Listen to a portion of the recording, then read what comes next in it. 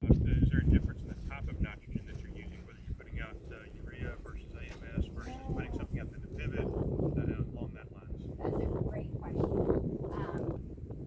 So, exploring the source.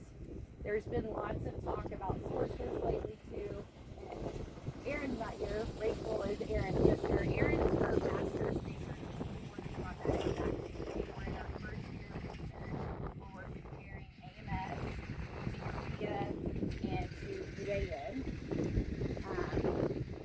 One of the big things we learned this year is the higher rate of urea applied all up front will absolutely smoke out a field of cotton. So we got some rains right after application, volatilized the nitrogen, the urea, and killed quite a bit of cotton in those plots. But we are comparing sources. We're going to look at not just yield, but we're looking at gaseous losses from those three different sources, as well as nitrogen uptake. We've done a whole lot of work from a fertigation perspective, looking at frequency of applications and timing of nitrogen applications as UAN.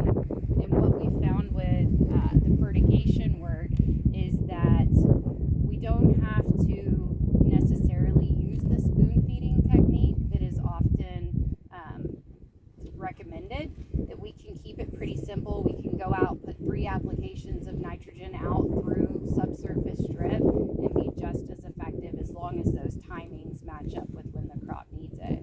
What we found with more of a spoon feeding technique is we tended to go too late into the season and had a negative impact on production because we were pushing the plant more towards a vegetative growth stage. We want the cotton plant to be running out of nitrogen, right? We want it to not continue to grow vegetatively.